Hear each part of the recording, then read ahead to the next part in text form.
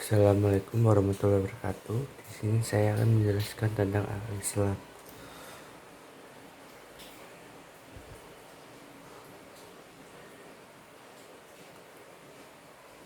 Pengertian tujuan dan sumber ajaran Islam. Perkenalkan, nama saya di sini adalah Dimas Rizal Surya Setiawan, NIM 162. Pengertian tujuan dan sumber ajaran Islam. Pengertian Islam dibagi menjadi tiga, yaitu menurut bahasa Arab, Al-Quran, hadis.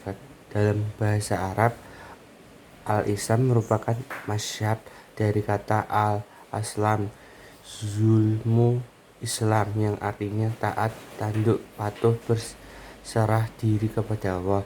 Dalam Al-Quran, kata al-Islam sebagai agama disebut dalam Al-Quran dalam surat Al-Maidah ayat 3, yaitu artinya pada hari ini telah kau sempurnakan untukmu agamamu dan telah kau cukupkan kepadamu dan padamu nikmatku, telah ku ridhoi Islam itu terjadi agama bagimu. Kemudian dalam surat Al-Imran ayat 9 yang artinya sungguh agama Islam di sisi Allah hanya Islam. Lalu disebut pula dalam surat Al-Imran ayat 85 yang artinya dalam siapa saja yang mencari agama selain Islam maka tidak akan diterima darinya, dan dia di akhirat termasuk orang-orang merugi. Dalam hadis, Rasulullah pernah menjelaskan arti Islam. Hadis tersebut terkenal sebagai hadis Jibril karena saat itu malaikat Jibril dan wujud laki-laki datang dan menemui Rasulullah. Malaikat Jibril yang bertanya tentang Islam dan meminta penjelasan kepada Rasulullah sebagai berikut. Dari Umar Rahidallahu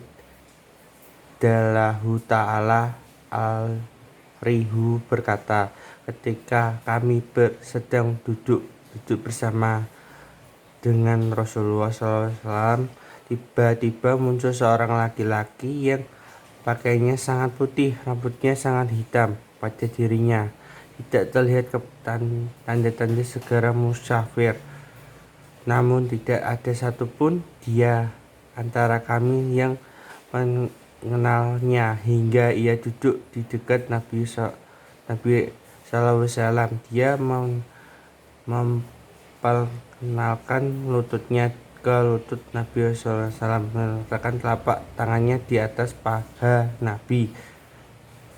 Dia berkata, "Wahai Muhammad, jelaskan padaku tentang Islam." Rasulullah SAW menjawab, "Islam adalah engkau bersyahadat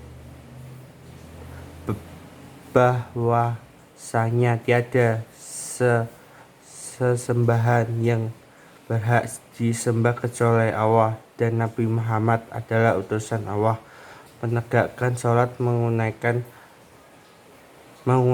zakat, berpuasa Ramadan, dan melaksanakan haji ke Baitullah jika engkau mampu melaksanakan HR Muslim. Tujuan adalah memberikan keselamatan atau kesejahteraan di dunia sampai di akhirat bagi umat Islam.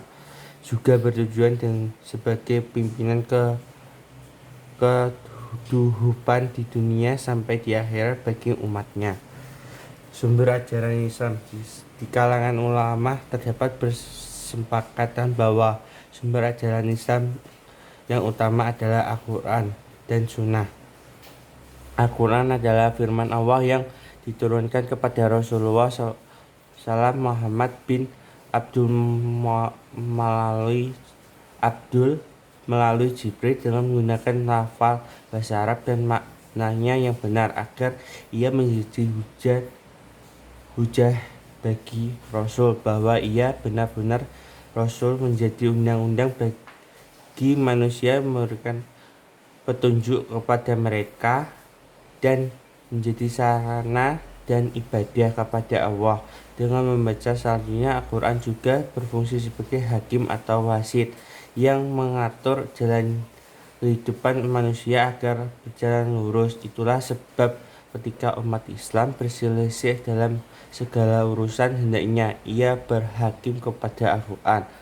As-Sunnah menurut bahasa adalah artinya jalan hidup yang biasanya terkadang jalan tersebut ada yang baik dan ada pula yang buruk, yaitu segala sesuatu yang disadarkan kepada Nabi Muhammad SAW, baik kepada bentuk ucapan, perbuatan maupun ketetapan. Pengertian ini didasarkan kepada pandangan mereka terhadap Nabi sebagai suri teladan yang baik bagi manusia. Sementara itu ulama usul mengartikan bahwa as-sunnah adalah sesuatu yang berasal dari Nabi Muhammad SAW dalam bentuk ucapan, perbuatan, dan persetujuan beliau yang berkaitan dengan hukum. Sedangkan ulama fikih mengartikan as-sunnah sebagai salah satu bentuk hukum syara dan syara yang apabila dikerjakan mendapatkan pahala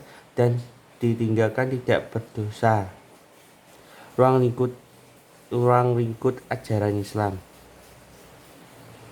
Ruang lingkup ajaran Islam terdapat dua pandangan, yaitu akidah, syariah, dan akhlak. Akidah, kata yang pertama itu akidah. Kata akidah berasal dari bahasa Arab, yaitu al-qadah, yang berarti menghubung atau mempertemukan sebuah ujung atau sudut. Mengikat secara istilah akidah berarti keyakinan, keagamaan, dan anutan oleh seseorang yang menjadi landasan segala bentuk aktivitas, sikap, pandangan, dan pagangan hidupnya. Istilah ini identik dengan iman yang berarti kepercayaan atau keyakinan. Yang kedua itu syariah, adalah sistem hukum yang dilandasi Al-Quran, As-Sunnah atau itijad. Seorang pemeluk agama Islam kewajiban menjalankan ketentuan ini sebagai konsekuensi dari keislamannya. Menjalankan syariah berarti melaksanakan ibadah. Dalam hal ini tidak hanya yang bersifat ritual seperti yang termaksud dalam rukun Islam seperti bersyahadat, sholat, zakat, puasa, dan berhaji bagi mampu, akan tetapi juga meliputi seluruh aktivitas perkataan maupun perbuatan yang dilandasi keimanan terhadap Allah SWT. Ketiga itu akhlak. Secara istilah Islam, Al-Ghazali menyebutkan bahwa akhlak adalah sesuatu sifat baik yang biasanya akan memiliki akhlak yang baik juga, dan sebaliknya. Jika seseorang yang memiliki sifat tiada kecenderungan memiliki akhlak yang tercela. Kata akhlak juga disebut dalam firman Allah, Inna ahsobami yahjli sohin di zikro dah. Artinya sesungguhnya kami telah mensucikan mereka dengan menganugerahkan kepada mereka akhlak yang tinggi, yaitu selalu meningkatkan manusia kepada negeri akhirat. Dalam Islam, akhlak dijabarkan dalam beberapa ruang lingkup, yaitu akhlak terdapat Allah SWT, manusia yang diberikan kesempurnaan dan kelebihan dibandingkan dengan makhluk yang lain. Manusia juga diberikan akhlak untuk berpikir, perasaan, nafsu, sehingga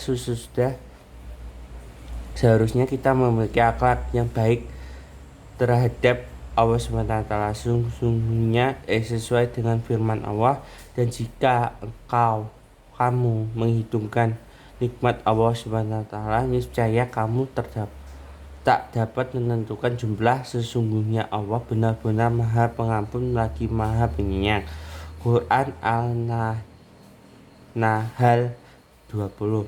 Adapun kewajiban manusia terhadap Allah SWT pada garis besarnya ada dua, yaitu tauhidnya dan beribadah kepada dua hal juga menjadi kewajiban manusia kepada Allah SWT tentu dengan firman Allah. Artinya sesungguhnya orang-orang yang berfirman mengerjakan amal soleh mereka itu adalah sebaik-baik makhluk. Quran Al-Bayyinah ayat 7. Rasulullah pernah bersabda, artinya sesungguhnya yang paling aku cinta di antara kalian paling dekat tempat duduknya dengan kau pada hari kiamat adalah mereka yang paling bagus akhlaknya di antara kalian. HR Trimzi nomor 191 dinilai Hasan oleh Al-Bani dalam Sahih Al-Jami nomor 2201.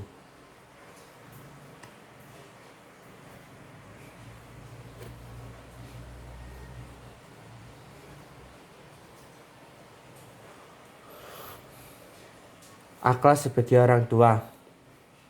Tentu anak menjadi amanah yang dititipkan oleh Allah SWT kepada orang tuanya. Kewajiban kita sebagai orang tua adalah memberikan nama baik, menyembelih hewan akidah dari ketujuh dari kelahirannya, meningkatkannya, memberikan kasih sayang, memberikan nafkah, memberikan pendidikan terutama yang berhubungan dengan agama, dan menikahnya dengan pasangan yang baik setelah dewasa. Akhlak terhadap sesama manusia.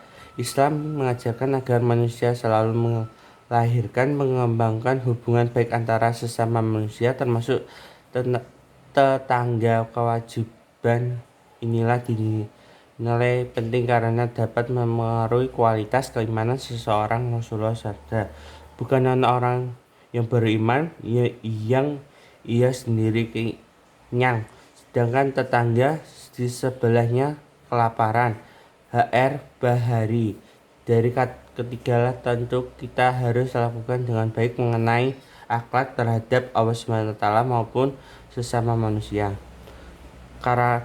Karakteristik ajaran Islam. Karakteristik ajaran Islam terdiri dari dua tema utama yang berbeda pengertiannya, yaitu karakteristik dan ajaran Islam. Kata karakteristik dalam Kamus Besar Bahasa Indonesia KBBI diartikan sebagai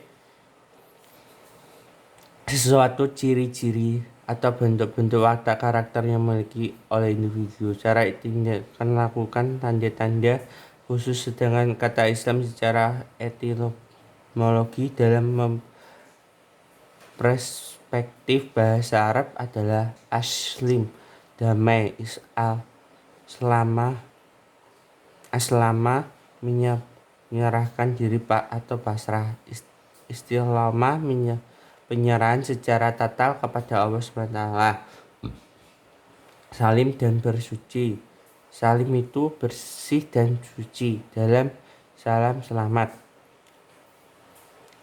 Konsep dan karakteristik Islam. Dari berbagai sumber tentang Islam yang tertulis para tokoh dapat diketahui bahwa Islam memiliki karakteristik yang khas yang dapat dikenal melalui konsepsinya dalam berbagai bidang seperti bidang agama, muamalah, kemanusiaan yang di dalamnya, termasuk masalah pendidikan, ilmu pengetahuan, kebudayaan, sosial, ekonomi, politik, dan kehidupan lingkungan hidup, kesehatan, pekerjaan, serta Islam sebagai sebuah disiplin ilmu. Sekian dan terima kasih. Kalau ada pertanyaan di kolom komentar. Kalau mau bertanya di kolom komentar YouTube. Sekian dari saya. Wassalamualaikum warahmatullahi wabarakatuh.